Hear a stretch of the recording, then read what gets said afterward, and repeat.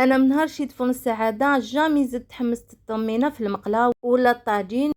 صراحه هناني وفر عليا بزاف وقت وبزاف جهد. كميه تاع 2 كيلو في اقل من نصف ساعه. شوفوا هذاك اللون، الله يبارك. سيت نقرب لكم الكاميرا باش تشوفوا اللون الحقيقي اللي تحصلوا عليه ولا اروع. بسم الله الرحمن الرحيم. اللهم صل وسلم على سيدنا محمد وعلى آله وصحبه أجمعين. اللهم بارك لنا فيما رزقتنا. اليوم بإذن الله راح نشارككم طريقتي اللي نحمص بها الطمينة في فرن السعادة. بما أنه واحد الأخت قالت لي أي حاجة ديريها في الفرن ديالك شاركيها معنا باش نحنا تانيك نستفادوا. قلت يا راني كان المولد النبوي الشريف، كنت راح ندير طمينه وشويه رفيس، قلت نشاركها معاكم. هنا جبت 2 كيلو سميد متوسط الخاص بالطمينه، وجربت نوزعه على كامل السنيوه بنفس الكميه هكذا بهذه الطريقه كما كنت تشوفوا. ومن بعد رحت شعلت الفور مباشره بلا ما نسخنو بلا ما والو، شعلته بهاد القوه تاع النار. ومن بعد حطيت هذيك لاغري. لما عندكش ديري سنيوه تما، لازم تديريها كعازل بين السنيوه والنار. اذا ما عندكش هاد الايطاجير هدايا اللي راني نوري لك فيه تاع الحديد، ديري سنيوه تماتيك باش تكون كعازل بين النار وسنيوه اللي راح نحمصوا فيها الطمينه. هنايا خليته مده 5 دقائق بالحساب، 5 دقائق. وراح نجبدها باش نبدا نحركها. نحطها هنايا باسكو سخونه بالبزاف. تعرفوا فرن السعاده عنده النار تاعو قويه. وراح نوري لكم كيفاش هنايا بدا يتحمص. شوفوا هاوليك نبدا نقلب فيه. الاحسن تستعملي هكذا حاجه اللي تكون حديد لانه سخونه بزاف. بالكوبات ما تقدريش تخلطي بها، يعني تديري هذه اللي نقطعوا بها القلب اللوز، وتبداي تروحي لكامل الاطراف، كامل تجوزي على كامل السنيوه هكذايا، تقلبي التحتاني ترجعيه من الفوق هكذا بهذا الشكل كما كتشوفي. ما نحيت لك حتى القطعه باش تشوفي كيفاش راني ندير هكذا. لازم هذه القطعه تاع القلب اللوز اللي نرفدو بها هكذا كما كتشوفي. مع الاول يتلقايه مكور ما تخافي ما والو، ومن بعد يتحل كامل. دوك نخلطو حتى يتحل معانا.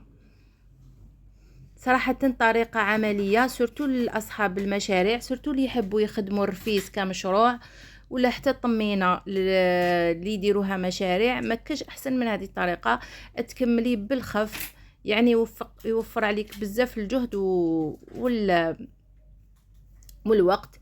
هنايا حبيت نقول لك اذا انتيا من النوع اللي يفور السميد من قبل ما يخدم به، تقدري تفوريه.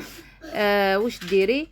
تحطيه يفور ومن بعد تخليه حتى يبرد تماما باش تبداي تعاودي ديري هاد العمليه اللي رانا نديرو تاع التحماص. هنا المره الاولى اني عاودت بعد ما قلبته مليح مليح وسويت له السطح، نعاود نرجعوا للمره الثانيه. بصح هاد المره يكون الفران كي راهو الفران سخون، دوك ما نخلوهش 5 دقائق، نخلوه 3 دقائق برك، لانه اذا فتيلو هذوك 3 دقائق راح يتحرق لك من التحت. ها شوفوا هنايا كيفاش اللون راهو. هنا بعد مرور 3 دقائق هذه المره الثانيه. نزيد ندير نفس المره الاولى. واش درت المره الاولى؟ نعاود نقلبو كامل، نجوز كامل على الاطراف، كامل على السميد هذاك، نقلبو كما كتشوفيه هكذا غير بالعقل بالعقل بالعقل حتى نكمل كامل. نرجع هذاك اللي يكون من التحت نرجعو من الفوق. باش تنجحي في طياب اي وصفه في فرن السعاده، عن تجربه راح نعطيها لك، لازم تخصي وقت لهذاك الطياب. معناتها ماشي تكوني زعما تغسي في الماعن وراكي طيبي وراكي ديري في هذه لاغوسات، ولا راكي ديري حاجه واحده اخرى تخملي وديريه. لا لا، هالفرن الساعه كي تطيبي فيه لازم تقابليه. دونك راكي حبيتي تحمصي الطمينه، عندك 20 دقيقه خصيها لهذاك التحميص تاع الطمينه. وقفي قدام الفرن وبقاي تعسي. كل دقيقه، ماشي كل دقيقه، انا قلت لك الوقت، كل 3 دقائق تقلبيه. مع الاول 5 دقائق ومن بعد ولي كل 3 دقائق تخرجي سنيوه وتقلبيها هكذا بهذا الشكل. اذا حبيتي ينجح لك مام اون جينيرال، يعني الطياب في هذا الفور ما لازمش تحطي الحاجه وتروحي، لانه سخون بالبزاف وتمتم يخطف لك الحاجه. هذه عن تجربه. اي حاجه تحبي ديريها اعطيها وقتها، عسيها كما يقولوا، عسيها وقفي لها على طيابها، تخرج لك ولا اروع. يخرج لك هذاك اللون اللي شتيه مع الاول في الفيديو، يخرج لك اي حاجه درتيها تخرج لك ولا اروع.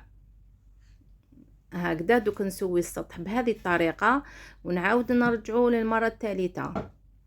نزيد نصبر له 3 دقائق. كما كشتي ما بقى فيه حتى حبيبات هذوك تاع السميد، كامل تحلو. دوك رجعتو تانيك للفور للمره الثالثه. بعد 3 دقائق عاود جبدتو. شوفوا السميد هنا كيفاش راهو عندي، راهو بدا ياخذ هذاك اللون. نبدا تانيك نقلبو وندير كيما درت في المره الاولى والثانيه والثالثه، ونرجعوا للمره الرابعه كيف ومن بعد نزيد نخلطو مليح كيما قلت لكم، نعاود نرجعو داخل الفور. ونهاوليك هنا جبت لك من زاويه واحده اخرى باش تشوفي اللون اللي تحصلنا عليه. كاين اللي يحبوه حتى لهنايا يحبوها هكذا محمصه غير شويه، وكاين اللي يحبوه كيما انا. راح نزيد له المره الخامسه، راح دوكا بعد ما نقلبو كامل راح نسويه ونعاود ندير له 3 دقائق واحد اخرين باش نتحصل على اللون اللي شفتوه معايا في الفيديو. كاين اللي يحبوه هكايا بيض شويه، انا نحبو اللون اللي وريته لكم. وكاين اللي يحبوه فونسي عليا، يزيدوا يعني كل مره يزيدوا 3 دقائق هذيك ويديروا اللون اللي يحبوه. هنا كما شفتوا هنايا انا راح نزيد له مره، مازال له عندي بيض شويه، نحبوه حميمر شويه. راح نزيد له المره الخامسه، ما صورتهاش معكم لانه راني شرحت لكم كلش بالتفصيل الممل. شوفوا هنايا السميد بمين با 20 دقيقه طاب عندي.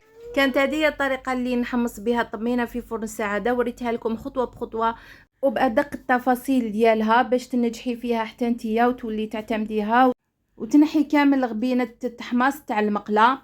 كانت هذه هي لا فيديو تاع اليوم، نتمنى تكون عجبتكم. ما تنساونيش بالجام والتعليق شباب كيما نتوما، وتشجعوني باش نزيد لكم فيديوهات واحد اخرين. والسلام عليكم ورحمه الله تعالى وبركاته.